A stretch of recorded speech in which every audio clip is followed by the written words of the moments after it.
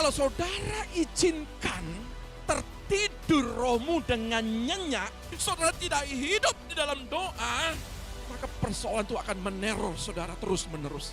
Kuasa doa itu menentukan perjalanan anak-anakmu, perjalanan keluargamu, perjalanan usaha pekerjaan itu ditentukan oleh doa. Setiap saudara berdoa akan menembus batas di luar nalar logika. Jadi kuasa doa yang membawa saudara lebih. Tuhan tidak lihat modalmu. Tuhan tidak lihat seberapa besar tempatmu. Di hadapan Allah, kuasa doa tetap kuasa doa pasti dijawab. Bukan masalah medianya. Bukan masalah tempat usahamu. Bukan masalah tempat pekerjaanmu. Bukan masalah keluargamu. Tuhan tidak lihat itu. Tuhan lihat engkau berdoa.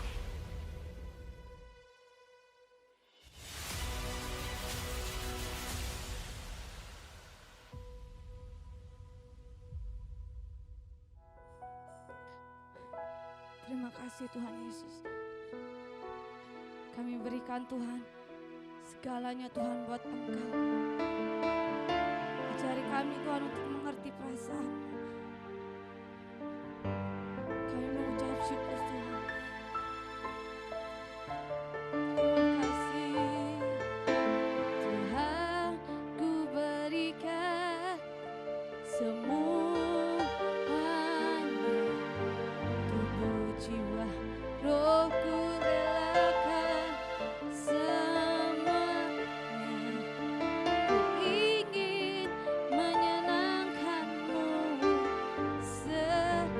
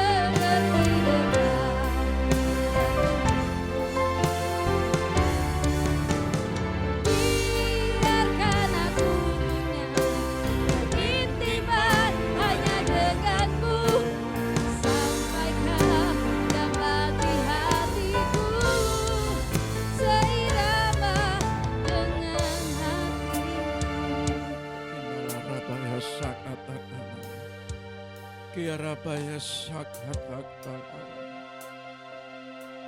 Kami bersyukur Bapa buat pagi hari ini. Engkau melawat setiap umat-Mu. Engkau yang memulihkan umat-Mu. Engkau yang menyembuhkan dan memberkati umat-Mu Bapa. Pagi hari ini pengurapan itu terjadi. Pagi hari ini Kau lawat setiap gereja-Mu. Dan kami percaya Tuhan, segala sesuatu kami terbatas. Tetapi Roh Allah yang tanpa batas, yang mengerjakan apa yang tidak bisa kami lakukan.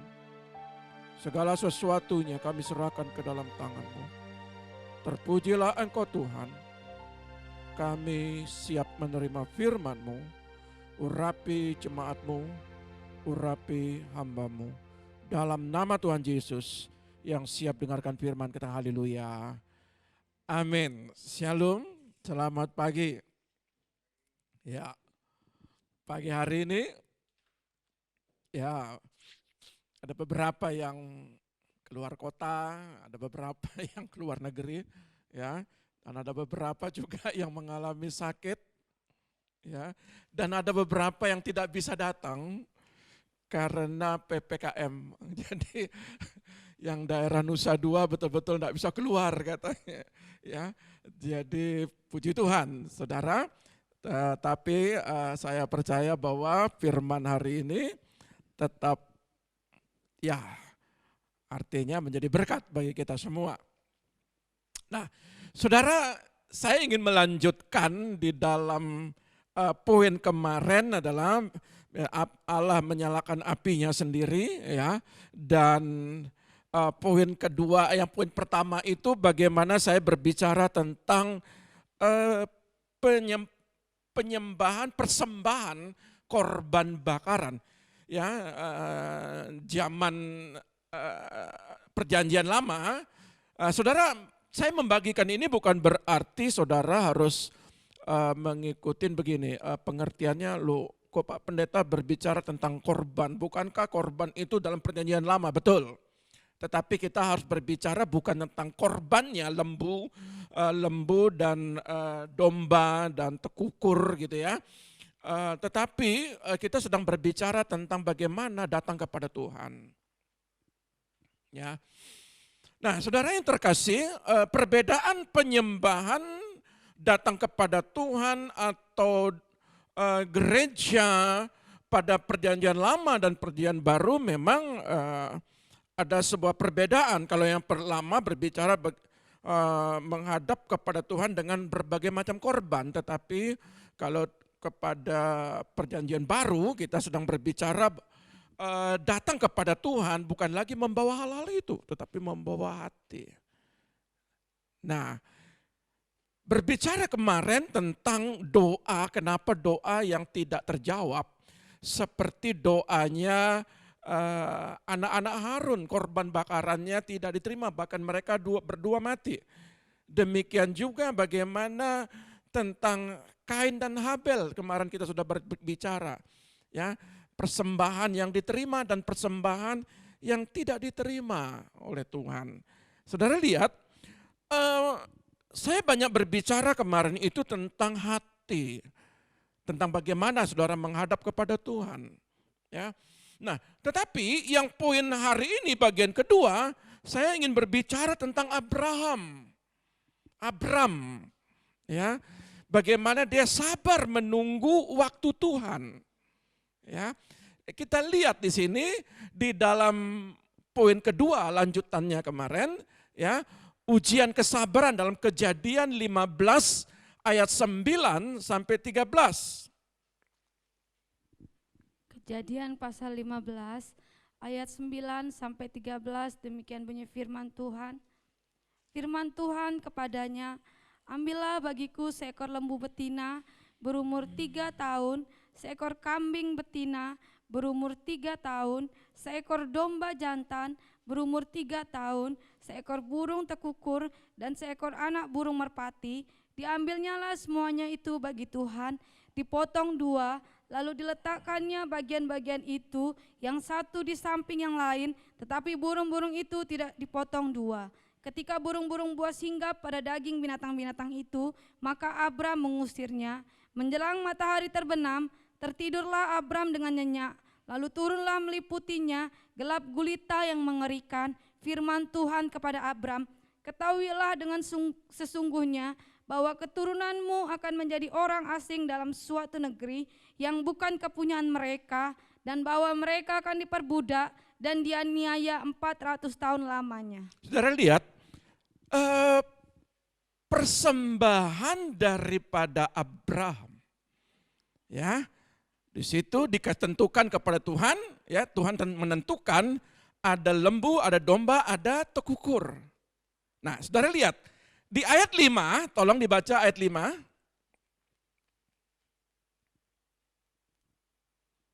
Ayat 5-nya.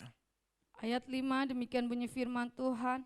Lalu Tuhan bawa Abram keluar serta berfirman, coba lihat ke langit, hitunglah bintang-bintang, jika engkau dapat menghitungnya, maka firman-Nya kepadanya, demikianlah banyaknya nanti keturunanmu. Saudara lihat ya, pelajaran ini pada malam hari tidak dijelaskan. Tapi kalau lihat bintang, tentunya sejak matahari tenggelam sampai menjelang pagi, berarti di situ kita bisa melihat bintang. Ya. Artinya pada saat itu Abram berbicara kepada Tuhan, keluarlah kamu, lihatlah bintang-bintang. Ya. Lalu ayat ini berbicara tentang bagaimana Tuhan berbicara kepada Abram untuk mempersembahkan lembu, kambing, domba, merpati, tekukur. Itu persembahan. Ya.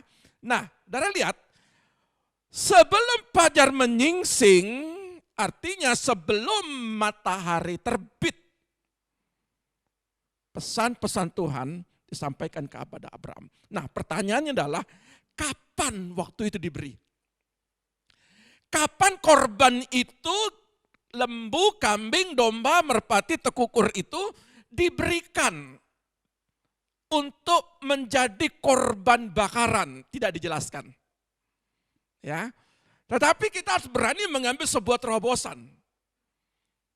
Terobosan di dalam pengertian firman. Berarti kemungkinan besar Abram setelah mendengar, biasanya kalau manusia mendengar pesan-pesan Tuhan, pasti dia responnya cepat. Dia tidak menunggu siang hari atau tidak menunggu malam hari, dia tidak menunggu. Orang kalau sudah melihat janji Tuhan, pasti dia langsung respon karena melihat janji.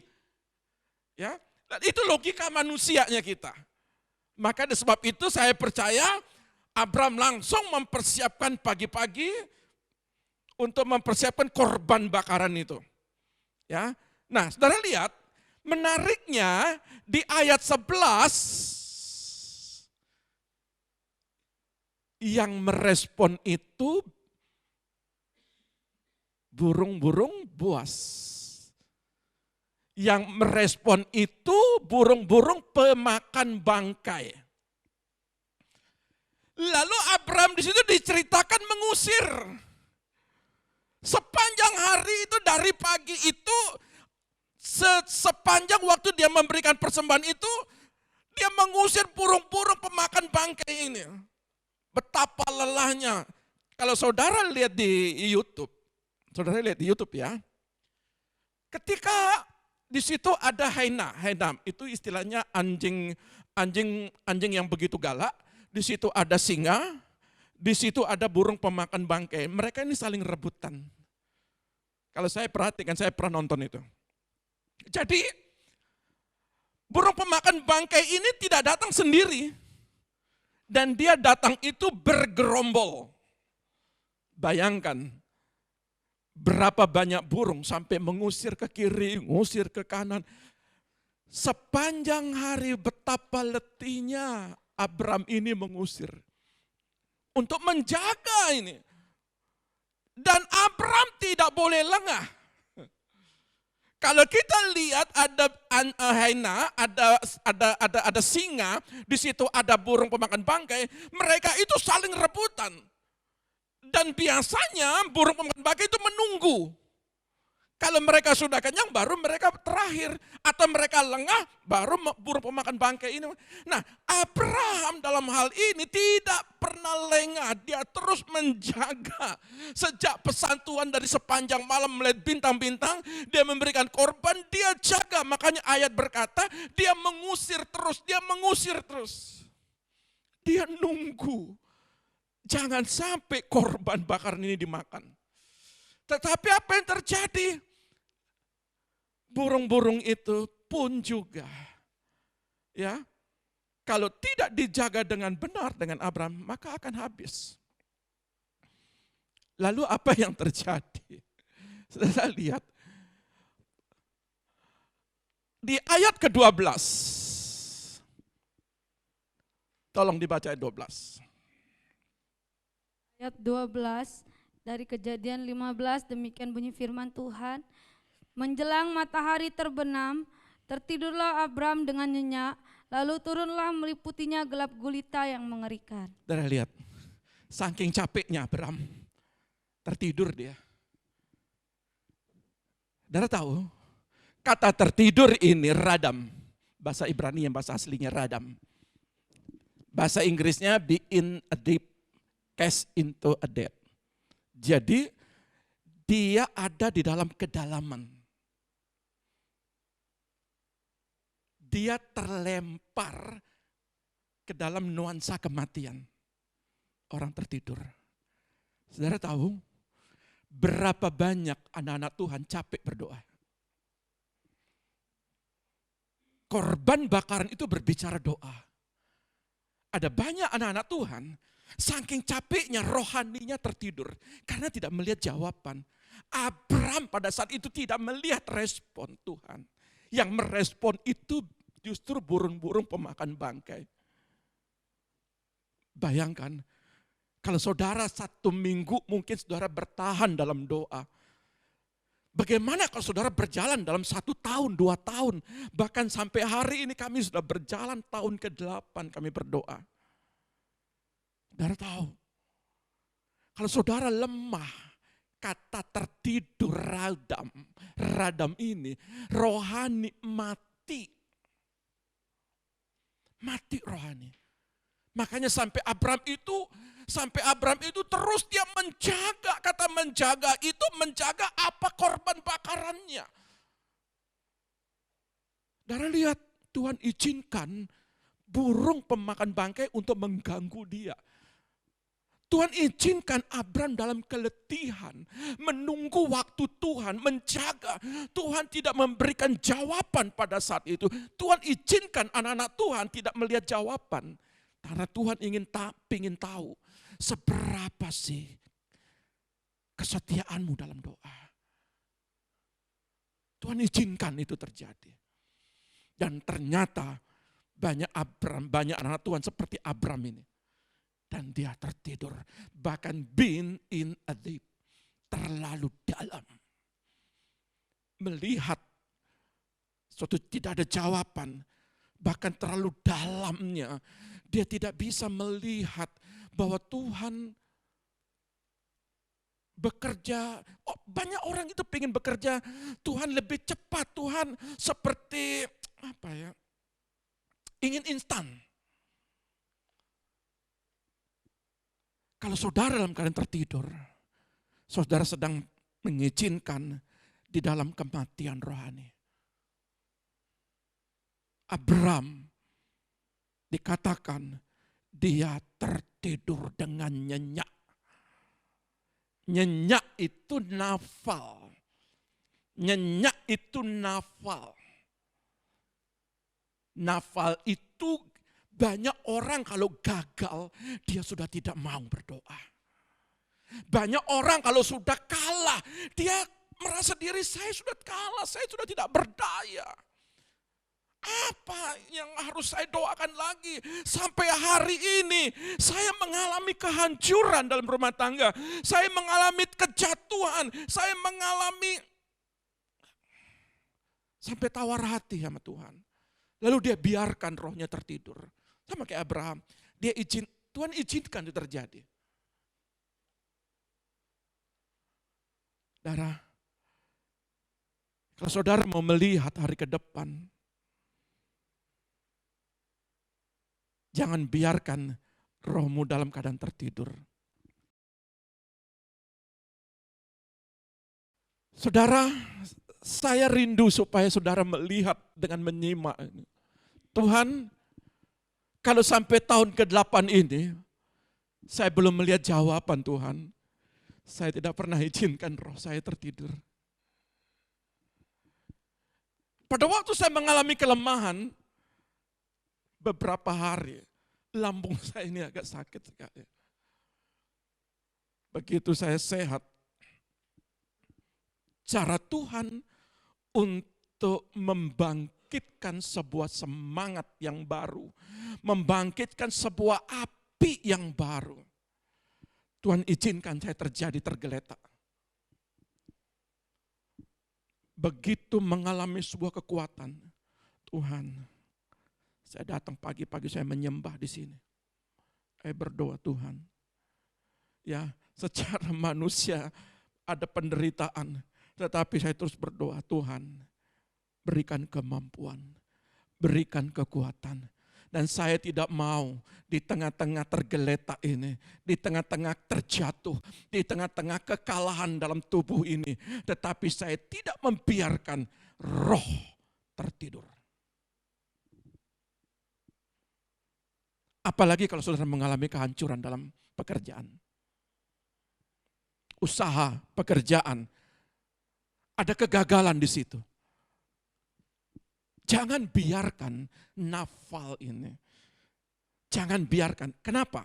Saudara perhatikan ya. Di dalam ayat 12. Tolong dibaca ayat 12b-nya. Ini 12a-nya. Tertidur Abraham dengan nyenyak. 12b-nya.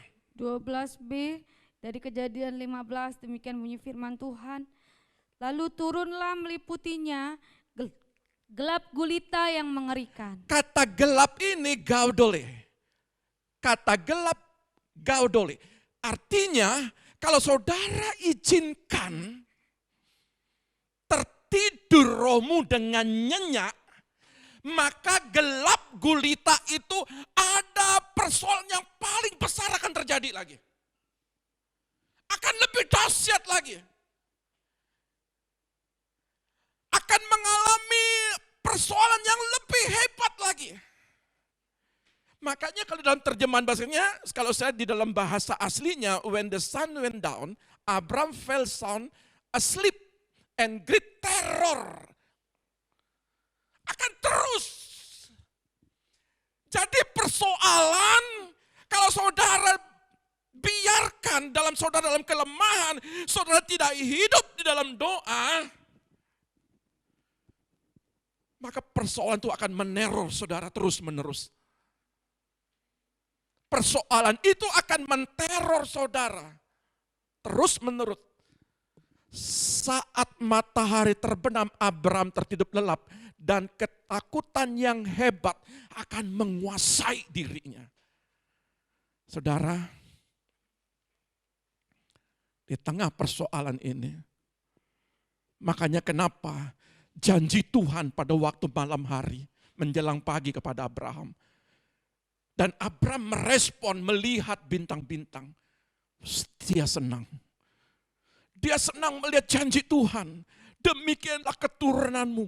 Engkau akan menjadi berkat. Dia senang. Tetapi lihat Abraham dalam suatu hari. Dia melihat bagaimana letihnya ternyata. Ternyata dia juga letih. Itu baru satu hari. Bagaimana saudara yang bertahun-tahun belum menerima jawaban? Apa enggak letih?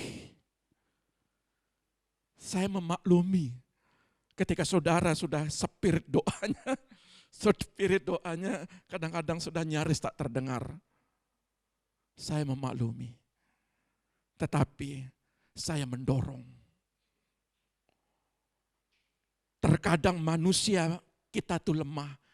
Tetapi saya mendorong, bangun manusia rohanimu.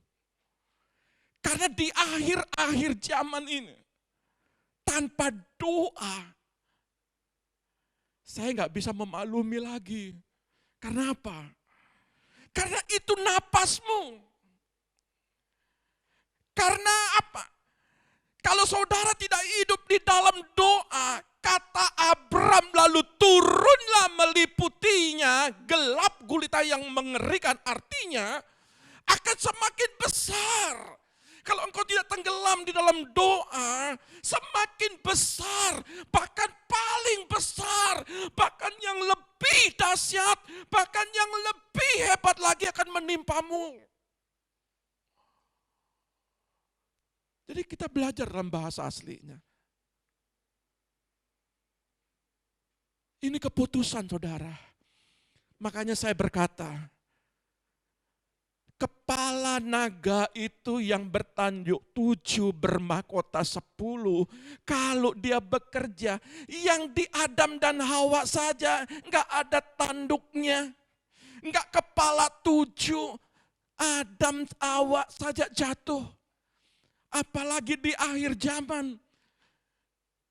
Saudara lihat, keluarga, lepas keluarga, anak-anak, kalau engkau tidak kuat berdoa, terseret anak-anakmu. Kalau kita tidak kuat berdoa, maka usaha pekerjaanmu akan mengalami babak belur. Saudara, kemampuan kita terbatas.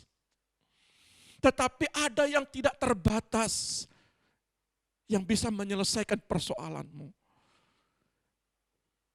Jadi, gaudole, kalau Abram tertidur dengan lelap, lalu turunlah meliputinya, diizinkan Tuhan. Padahal Tuhan berjanji loh malamnya itu.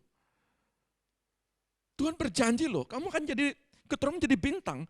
Tapi kenapa terjadi? Allah merespon, tapi butuh kesabaran. 17. Sesudah matahari terbenam dan hari menjadi gelap, Abram melihat perapian yang berasap dan obor yang menyala-nyala lewat di antara potongan-potongan binatang-binatang itu. Lalu Abram tertidur. Dan Allah melihat Abram tertidur dengan lelap. Bukan berarti Tuhan tidak menjawab.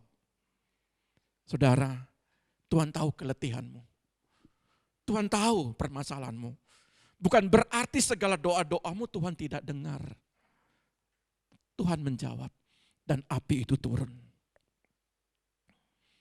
Bagaikan obor-obor yang kecil dan melalap daripada korban bakaran itu.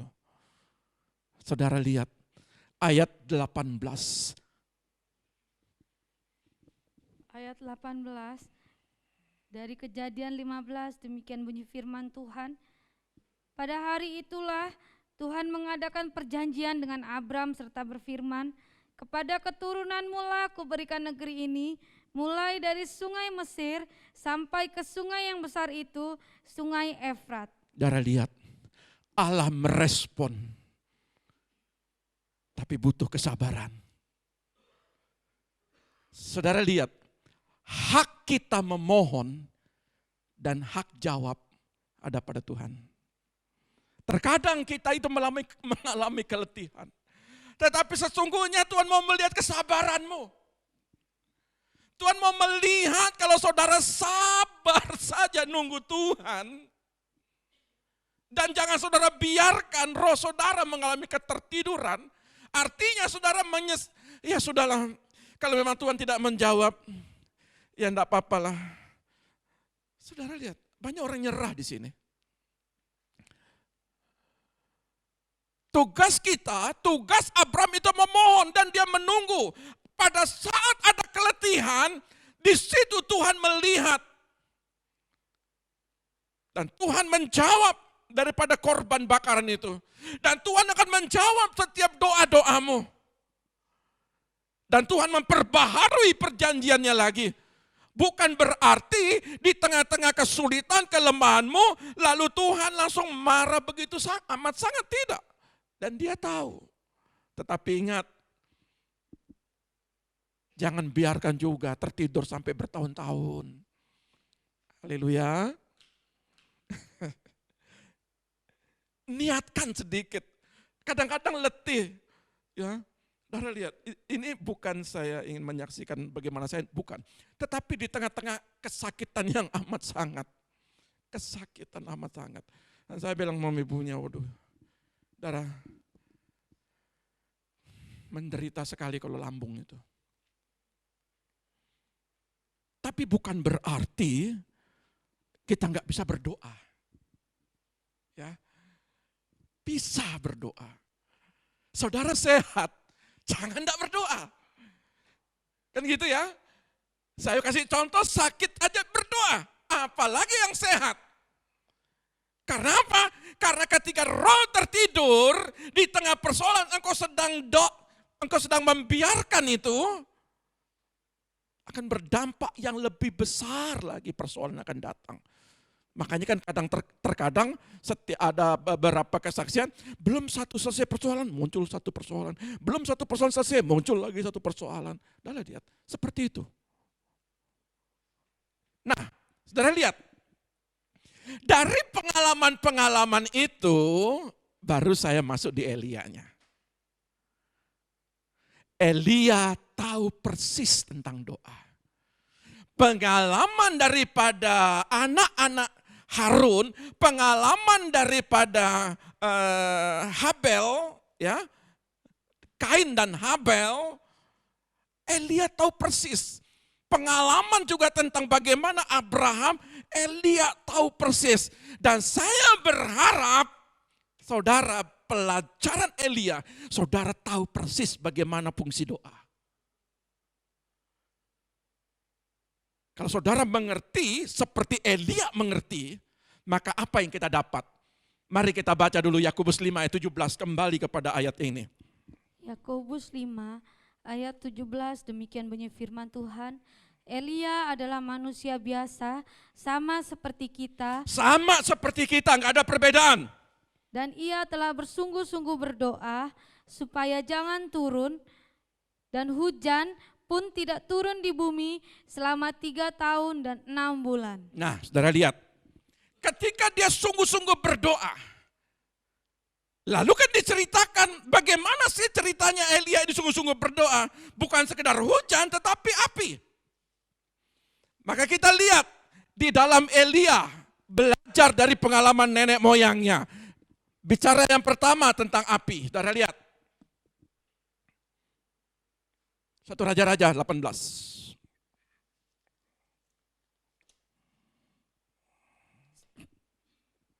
Raja-Raja 18 ayat 20 sampai 38, demikian bunyi firman Tuhan. Kita pelan-pelan baca ayat ini ya. Ya, terus. Ahab mengirim orang ke seluruh Israel dan mengumpulkan nabi-nabi itu ke Gunung Karmel. Lalu Elia mendekati seluruh rakyat itu dan berkata, berapa lama lagi kamu berlaku timpang dan bercabang hati? Kalau Tuhan itu Allah, ikutilah dia, dan kalau Baal, ikutilah dia. Jadi di dalam hal ini, Elia memberi sebuah keputusan. Kalau kamu percaya sama Baal, ikuti dia.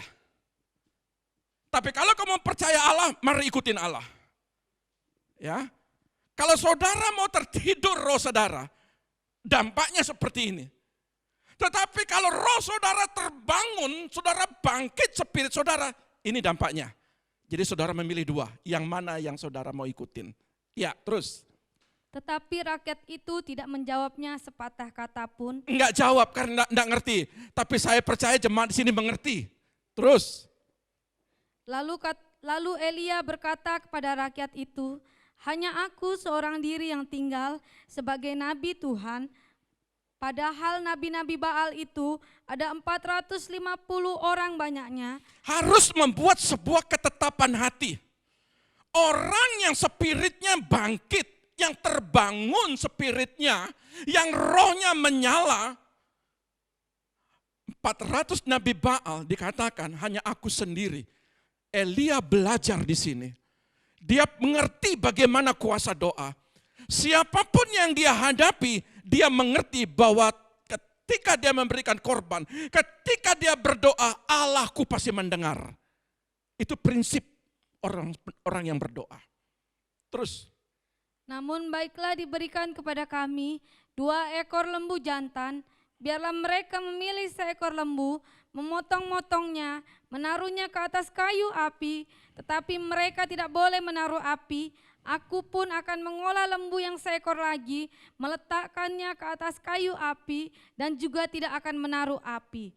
Kemudian biarlah kamu memanggil nama Allahmu, dan aku pun akan memanggil nama Tuhan. Maka Allah yang menjawab dengan api, dialah Allah.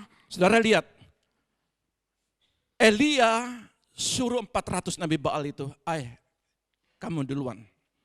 Praktekkan bagaimana, turunkan api itu bagaimana. Elia tantang. Lalu apa yang terjadi? Seluruh rakyat menyaut, katanya, baiklah demikian. Kemudian Elia berkata kepada nabi-nabi Baal itu, pilihlah seekor lembu dan olahlah itu dahulu, karena kamu ini banyak. Sesudah itu panggillah nama Allahmu, tetapi kamu tidak boleh menaruh api. Mereka mengambil lembu yang diberikan kepada mereka, mengolahnya dan memanggil nama Baal dari pagi sampai tengah hari. Dari pagi sampai tengah hari. Katanya, ya Baal, jawablah kami. Tetapi tidak ada suara, tidak ada yang menjawab. Sementara itu mereka berjingkak-jingkak di sekelilingi mezbah yang dibuat mereka itu. Pada waktu tengah hari, Elia mulai mengejek mereka, katanya, panggillah lebih keras, bukankah dia Allah? Panggillah lebih keras. Coba, ya terus. Mungkin ia merenung, mungkin ada urusannya. Mungkin dia merenung, mungkin Allahmu itu masih punya urusan. Terus. Mungkin ia berpergian. Mungkin dia lagi jalan-jalan. Barangkali ia tidur. Mungkin dia tidur, panggil yang lebih keras lagi. Dan belum terjaga. Maka mereka memanggil lebih keras serta menoreh-noreh dirinya dengan pedang dan tombak seperti kebiasaan mereka, sehingga darah bercucuran dari tubuh mereka.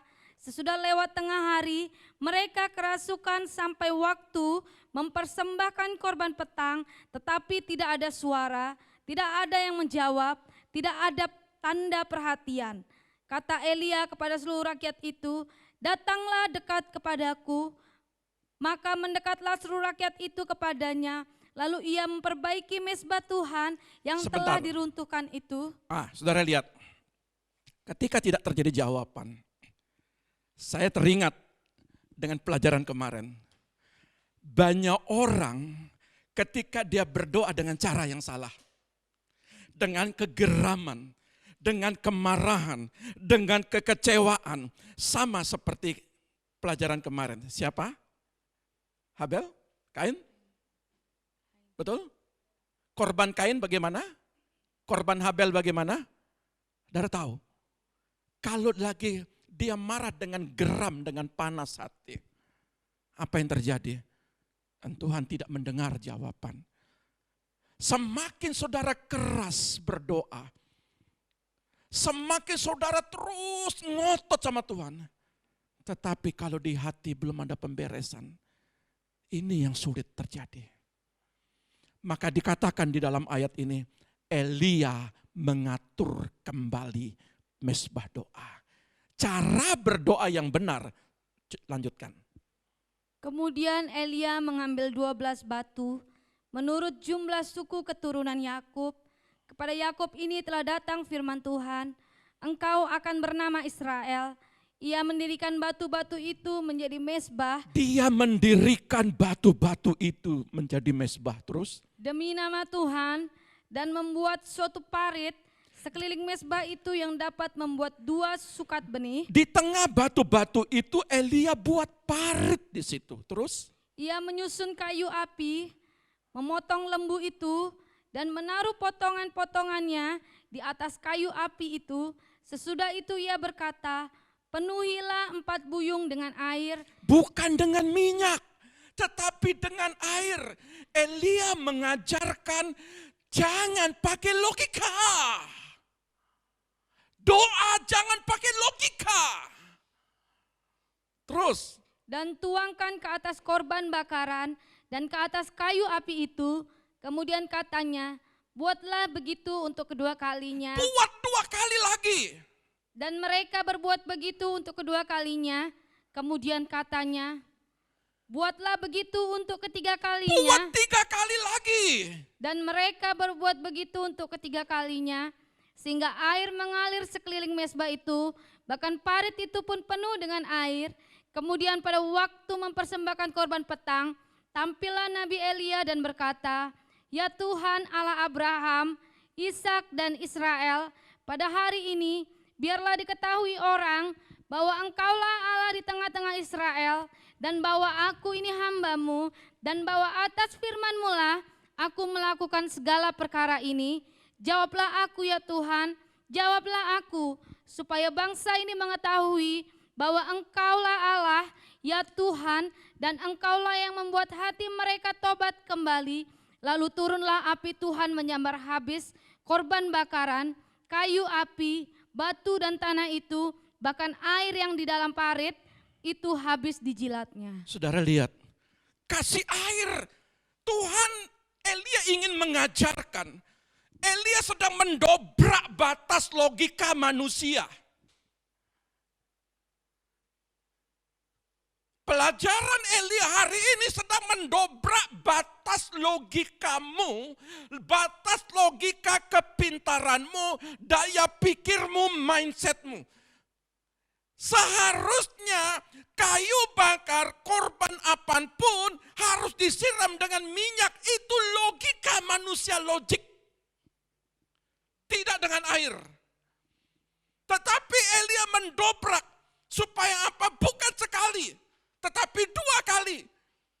Lalu mereka berpikir, jangankan 1 kali, jangankan 2 kali, 1 kali saja siram air gak akan mungkin kebakar.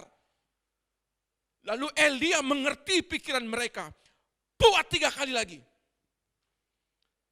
Elia mengajarkan, ada berapa banyak anak-anak Tuhan gak percaya dengan kuasa doa.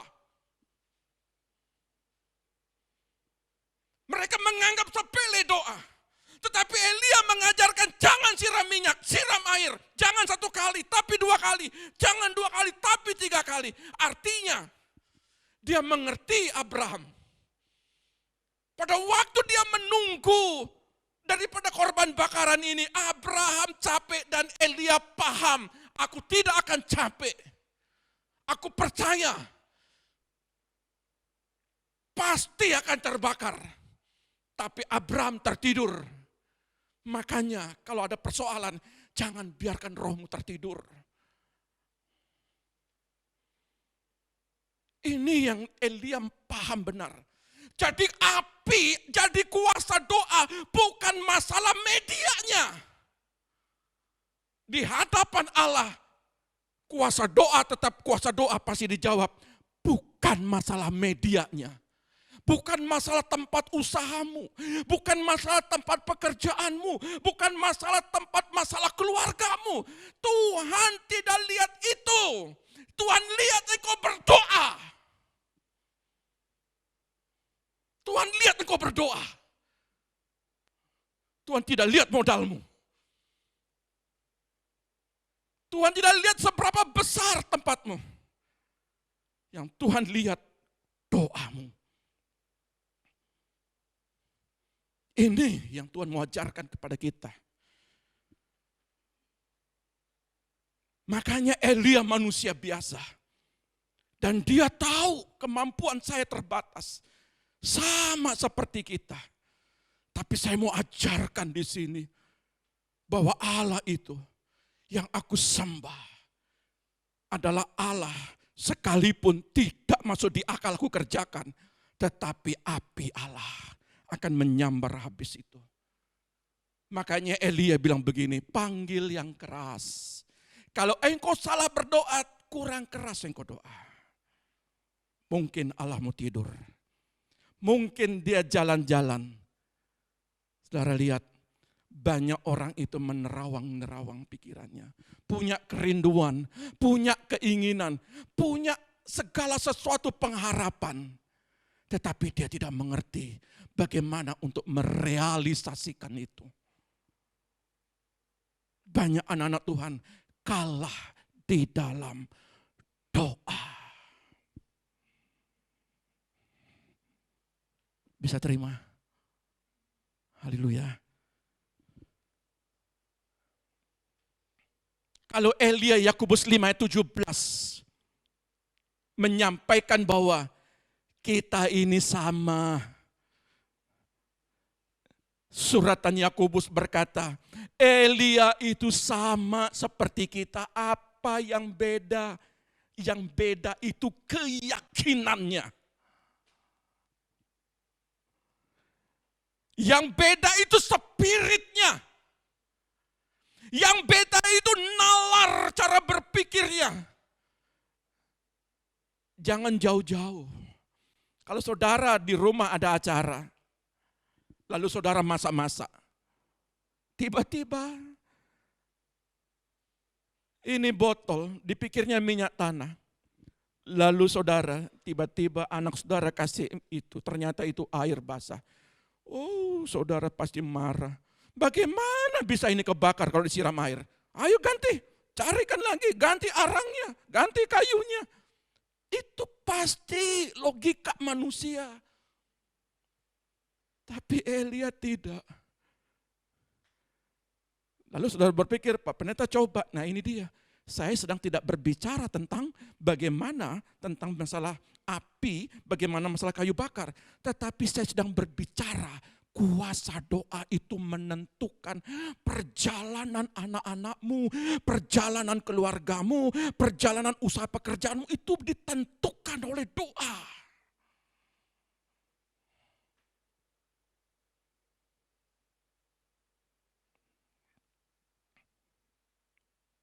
Sambil dicarikan, ada firman Tuhan berat kata gini, doa orang benar, saudara sudah mengerti. Doa orang benar itu besar kuasanya. Maka ketika kita belajar tentang Elia ini, dan Elia paham, seharusnya gereja Tuhan pada masa-masa ini, saudara semakin paham bagaimana membawa keluarga saudara, membawa pekerjaan saudara, usaha saudara di dalam doa. Karena doa menembus batas di luar nalar logik. Sekali lagi, setiap saudara berdoa akan menembus batas di luar nalar logika.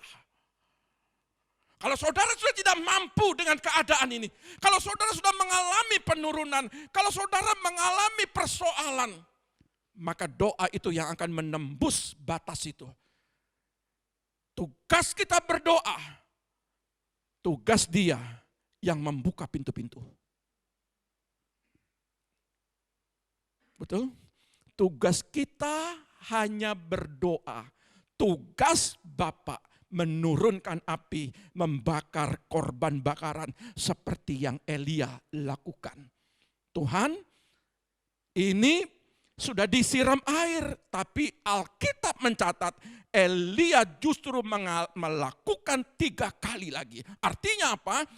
Elia sedang melakukan sebuah pemahaman konsep sorga. Dia tidak melakukan pemahaman konsep dunia. Konsep dunia harus pakai yang sesuai dengan supaya bagaimana menjadi terbakar. Tetapi konsep sorga, dia ingin melakukan apapun yang dia lakukan. Tuhan yang menjawab. Apapun yang saudara lakukan, yang jawab itu Tuhan. Ya. Jadi, di dalam pengertian ini, Elia paham dengan api.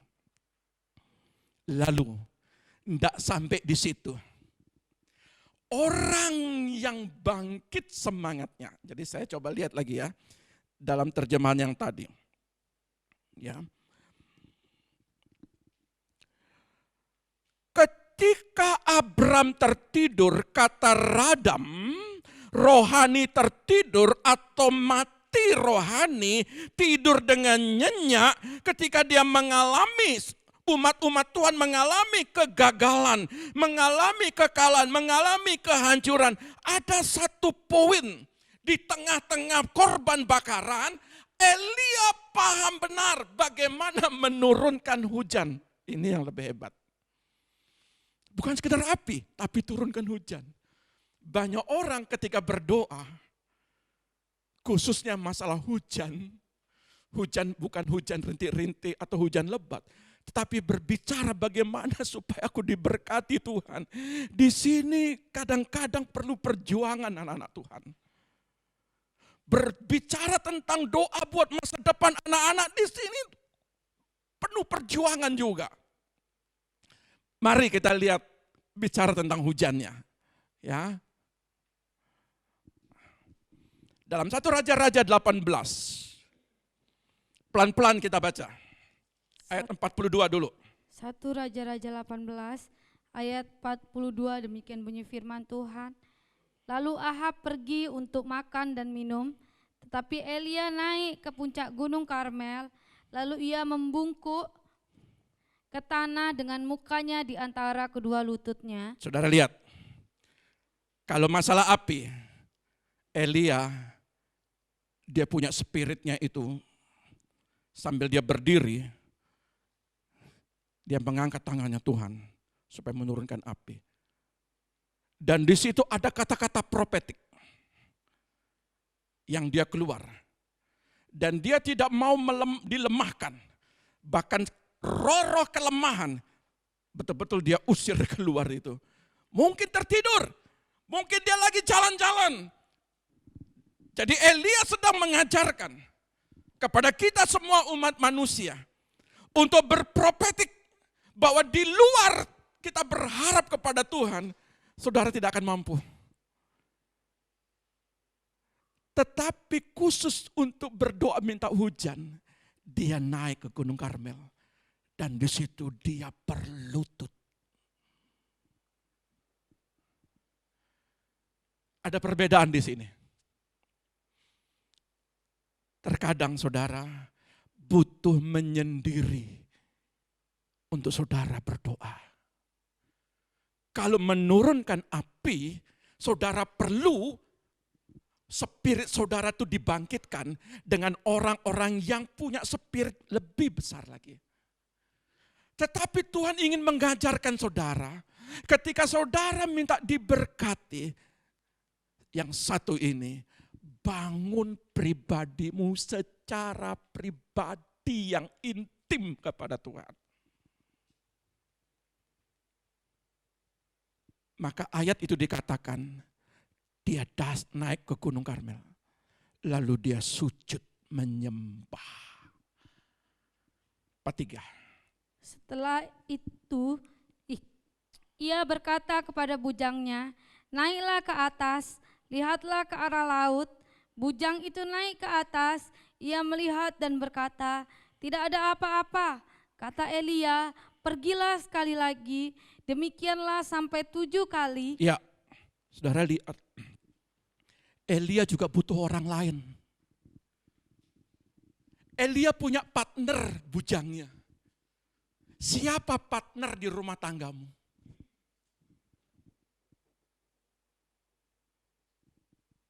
Ada suami, ada istri.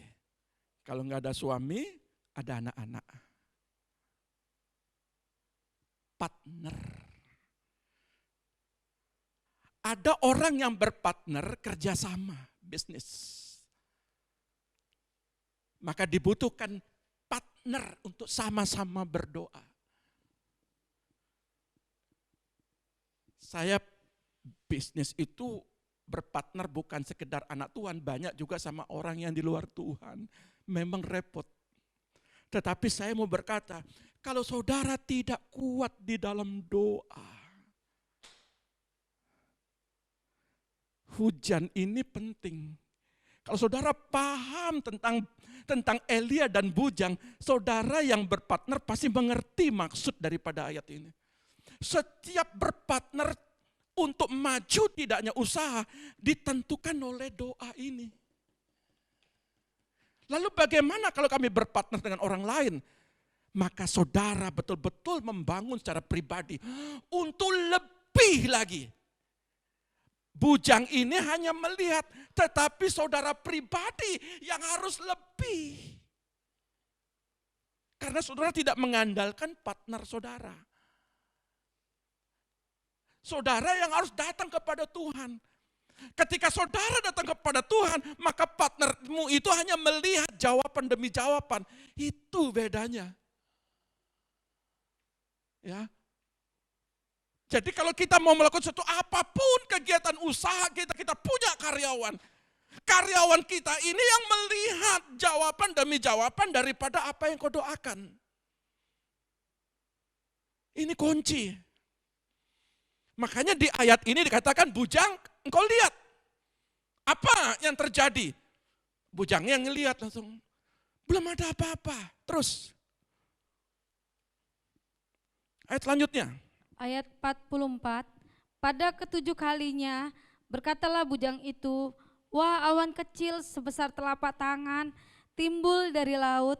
Lalu kata Elia, pergilah katakan kepada Ahab, pasang keretamu dan turunlah, jangan sampai engkau terhalang oleh hujan. Saudara lihat, Elia dikatakan dalam ayat ini 7 kali. Elia juga punya persoalan masalah waktu di sini. Elia, Abram punya persoalan masalah waktu. Pertama melihat tidak ada jawaban, kedua melihat tidak ada jawaban, ketiga melihat tidak ada jawaban. Saya mau tanya, Elia berhenti enggak? Turun enggak di Gunung Karmel? Tapi banyak kita ini turun dari Gunung Karmel. Sudahlah enggak usah berdoa lagi. Tapi tidak bagi Elia. Dia katakan kepada partnermu, hari ini berapa masuknya? Sedikit, tetap berdoa. Besok dia lihat bagaimana masuknya besok. Tetap sekian. Elia sabar. Dia tetap ada dalam hadirat Tuhan. Yang menentukan ini boleh dicek. Bujangnya apa Elia? Halo? Yang menentukan dalam bisnismu itu partnermu atau kita. Yang menentukan keluargamu berhasil, anakmu berhasil, kita atau orang lain. Kita yang menentukan anak-anak kita berhasil. Doa-doa kita yang menentukan. Saudara lihat. Maka di dalam ayat ini 7 kali. Dan Elia dilatih kesabaran. Tidak ada nabi yang tidak dilatih Tuhan. Dan Elia juga mengalami keletihan. Saudara lihat perasaannya Tuhan. Tapi tidak diceritakan dalam ayat ini. 1 kali nggak dijawab, ini sudah 2 kali, 3 kali. Berbeda dengan api, begitu siram apinya dengan air, kenapa bisa begitu cepatnya turunnya? Tetapi kalau masalah hujan, butuh waktu. Makanya saudara, masalah berkat itu jangan instan. Butuh waktu. Amin. Tetapi intinya saudara dijawab. Intinya saudara dijawab. Tapi kadangkala hati ini kempot-kempot. Ibu, nah, kan gitu. Cobalah buat sebuah keyakinan. Doa yang singkat saja Tuhan dengar. Apalagi kalau saudara di dalam 7 kali seperti Elia ini, saudara terus tekun berdoa. Masa hujan tidak turun? Punya prinsip seperti begitu. Kalau sekali nggak didengar, 2 kali Tuhan. Kalau 2 kali nggak dengar, 3 kali Tuhan. Kalau 3 kali ada hari keempat Tuhan. Ada kelima, ada keenam. Maka hari ke-7 katanya, bujang, apa yang kau lihat? Awan kecil Tuhan. Tuhan tidak pernah menyia-nyiakan kuasa doa. Sekalipun kecil, tetapi di situ tidak sampai di awan kecil. Ini kata profetiknya. Lanjut. Ayat 45, maka dalam sekejap mata langit menjadi kelam oleh awan badai, lalu turunlah hujan yang lebat, Ahab naik kereta itu lalu pergi ke Yisrael. Saudara lihat, di dalam ayat 44, pada ketujuh kalinya berkatalah bujang itu, wah, awan kecil sebesar telapak tangan timbul dari laut. Lalu kata Elia, ini profetiknya di sini. Ya. Pergilah, katakanlah kepada Ahab, pasang keretamu dan turunlah, jangan sampai engkau terhalang oleh hujan. Hujan turun belum apa enggak? Hujan turun atau sudah turun apa belum? Perlu profetik. Sudah lihat berkat belum? Perlu profetik. Aku pasti diberkati. Aku pasti berhasil. Ayat ini berkata, perlu kata-kata profetik. Katakan kepada Ahab, cepat dia pergi. Pasang keretanya, sebentar hujan. Padahal baru melihat awan kecil. Nah, kebanyakan di sini untuk kata-kata profetik kita kalah di sini. Makanya kata kalah itu, kata nyenyak itu ya, di sini nyenyak napal. Ya, di dalam Kejadian 15 ayat 12 itu kata nyenyak, Abraham itu tidur dengan nyenyak, itu kalah, hancur, gagal. Dan kita sering terjadi nafal ini. Kita terus terbuai, tertidur dengan nyenyak. Sudah memang tidak bisa, memang aku kalah, memang aku bangkrut, memang gak bisa. Nafal. Tuhan tidak mau seperti itu. Tapi Tuhan mau berkata, sekalipun hujan belum turun, tetapi berkatakan profetik. Dan sampai hari ini, kita harus berkata-kata profetik. Berbicara tentang kerasulan dan kenabian. Nabi berbicara pesan-pesan Tuhan yang disampaikan. Pesan-pesan profetik itu disampaikan. Dan berbicara kerasulan, berbicara tentang bagaimana pesan itu dilaksanakan. Bagaimana kuasa itu terjadi. Tuhan mau kuasa itu terjadi bagi anak-anak Tuhan. Ya. Terus ayat 46. Ayat 46, tetapi kuasa Tuhan berlaku atas Elia, ia mengikat pinggangnya dan berlari mendahului Ahab sampai ke jalan yang menuju Yisrael. Saudara lihat, Tuhan mau setiap kehidupan kita. Elia dikatakan, katakan kepada Ahab, supaya dia lari begitu kencangnya. Lari pakai kuda. Saudara tahu, ketika Ahab lari dengan kuda karena takut hujan. Tetapi Elia dengan kuasa Tuhan, justru dia mendahului Ahab. Coba lihat ayat itu baik-baik, coba baca ayat itu. Coba baca ayat itu. Coba, ya, ayat 46. Ya. Ayat 46, demikian bunyi firman Tuhan. Tetapi kuasa Tuhan berlaku atas Elia. Tetapi kuasa Tuhan berlaku atas Elia. Ia mengikat pinggangnya dan berlari mendahului Ahab sampai ke jalan yang menuju Yisrael. Dia mendahului kereta daripada Ahab.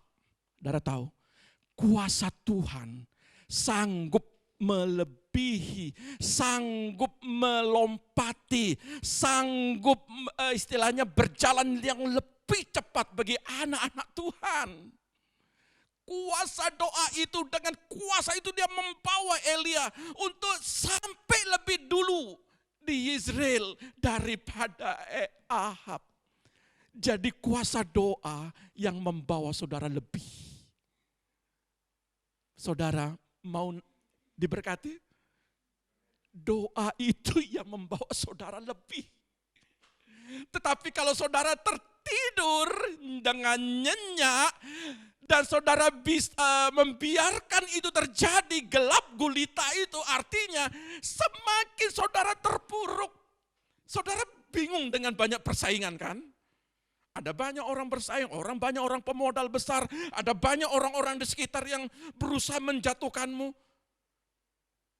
Lalu saudara tidak memikirkan saja, saudara tidak berbuat apa-apa. Saudara lihat di luar sana akan banyak lagi pemodal-pemodal besar yang ada di sekitarmu. Tetapi kalau saudara masuk dalam doa, saudara akan melebihi daripada mereka. Amin. Tuhan Yesus memberkati. Mari kita datang kepada Tuhan.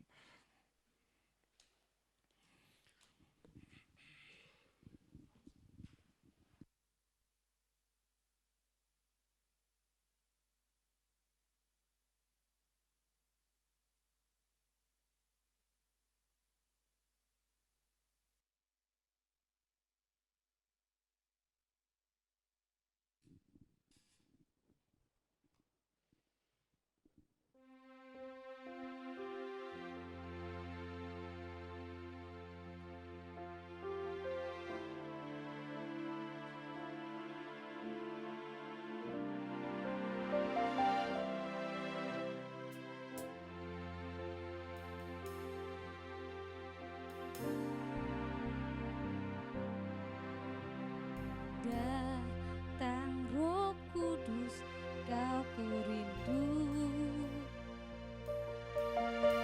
Dengan minyak yang baru urapiku, mengalir penuhiku, mengalir pulihkanku, bebaskan hidupku. Datang Roh Kudus, kau ku rindu. Dengan minyak yang baru urapiku,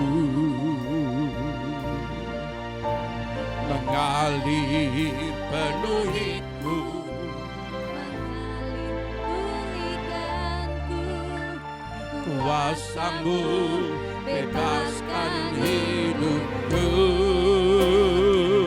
Satu yang ku rindu, bersekutu denganmu, bawaku lebih lagi tinggal di dalammu, nikmati hadiratmu, jamalah seluruh hidupku. Urapanmu mengubah satu yang ku rindu, bersekutu denganmu, bawaku lebih lagi tinggal di dalammu, hadiratmu, jamalah seluruh hidupku. Urapanmu mengubah hidupku. Satu yang ku rindu, bersekutu denganmu, bawaku lebih lagi tinggal di dalammu,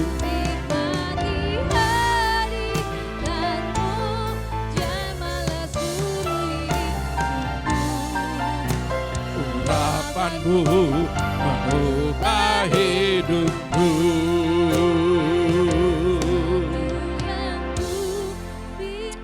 Bapa Sorgawi, kami mau kembali bersekutu denganmu.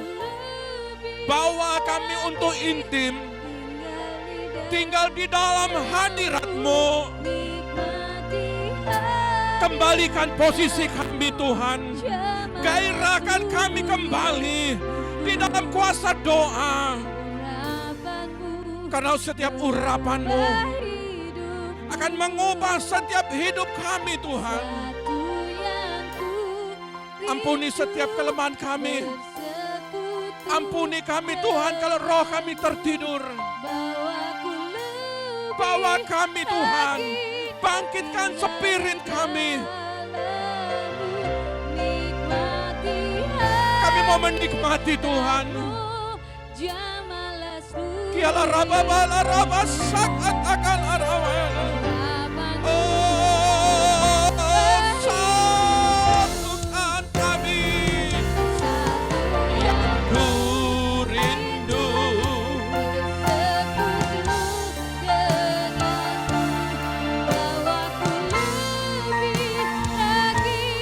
Tinggal di dalam nikmati hadirat-Mu.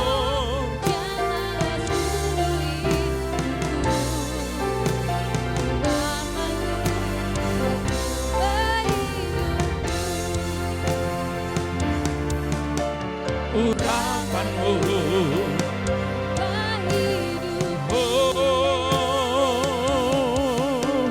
urapan-Mu mengubah hidupku. Indala ramaya se,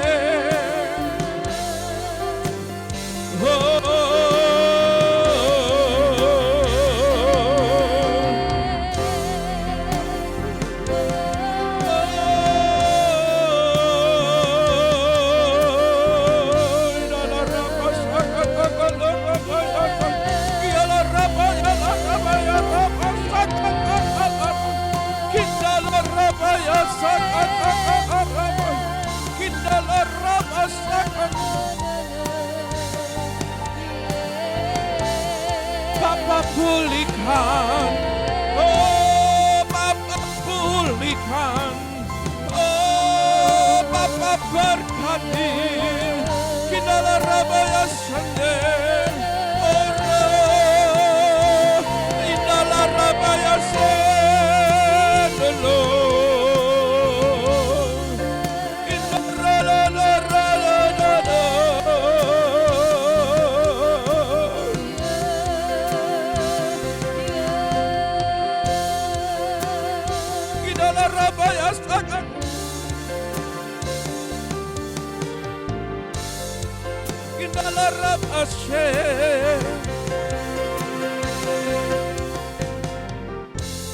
terima kasih Roh Kudus.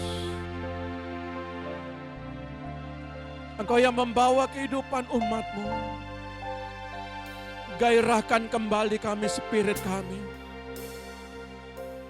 Kami mau berkomitmen Tuhan. Secapek apapun kami ingin membangun mesbah doa kami Tuhan. Karena kami percaya di dalam doa kami, itu akan menentukan perjalanan usaha pekerjaan kami. Akan menentukan perjalanan anak-anak kami. Menentukan perjalanan keluarga kami. Pelayanan kami Tuhan. Mari Bapa, gairahkan semangat jemaat-Mu. Di tengah-tengah persoalan hidup mereka. Di tengah-tengah keadaan mereka Tuhan. Engkau yang membawa dia Tuhan. Terima kasih Roh Kudus.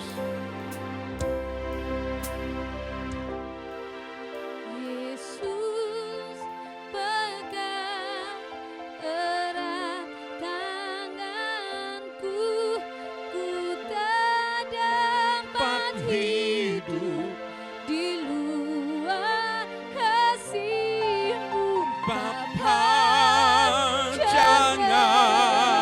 Tinggalkan aku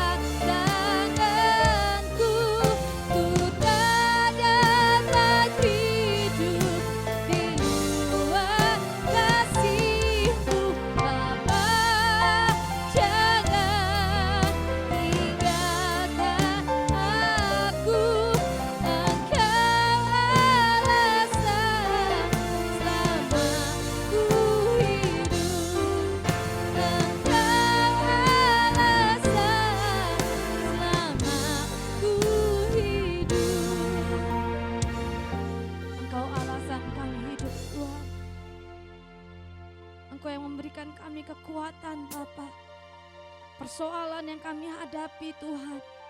Bersama Engkau Tuhan, ada jalan keluar Tuhan. Kami yakin dan percaya Bapa, Engkau mendewasakan setiap kami. Oleh sebab itu Tuhan, Engkau yang mencurahkan Roh-Mu Tuhan lebih lagi.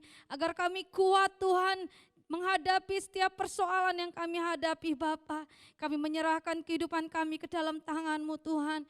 Kekuatan-Mu mengalir Bapa pagi hari ini. Kemampuan-Mu mengalir Tuhan. Bahkan Roh-Mu yang dahsyat mengangkat kami Tuhan. Sehingga kami Tuhan menjadi pemenang, bahkan lebih daripada pemenang Tuhan. Kami mengucap syukur atas kebaikan-Mu dalam kehidupan kami. Kami berdoa Tuhan hanya di dalam nama Tuhan Yesus. Haleluya. Amin. Saya undang kita semua bangkit berdiri. Kita akan mengakhiri ibadah kita. How great is our God. Sing with me. How great is our God. And all will see how great is our God. How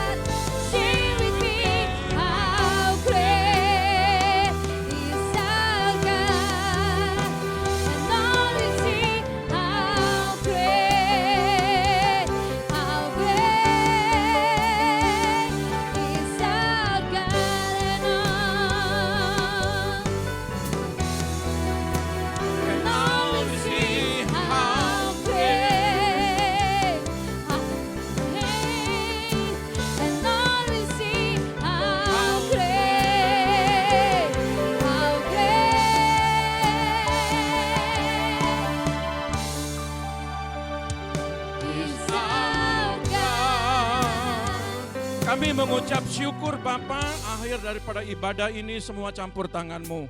Engkau memberkati kami ketika kami datang, Engkau memberkati kami ketika kami pulang dengan selamat sampai rumah kami tanpa kekurangan satu apapun. Terpujilah Tuhan, bagi jemaat kami yang tidak sempat hadir, mari Engkau lawat mereka, baik yang ada di kota, di luar kota, baik yang ada di luar negeri Tuhan, mari Engkau lawat mereka, berkat yang sama, Engkau juga melindungi mereka semua dimanapun mereka berada. Terima kasih Bapa, angkatlah kedua tangan-Mu, terimalah berkat Bapa Surgawi, diberkatilah keluarga-Mu, diberkatilah anak-anak-Mu, diberkatilah kesehatan-Mu, diberkatilah pendidikan anak-anak-Mu, diberkatilah lumbung-lumbung-Mu, apa yang Engkau kerjakan lewat tangan-Mu akan dibuat berhasil. Setiap kaki-Mu melangkah, Tuhan selalu menuntunnya.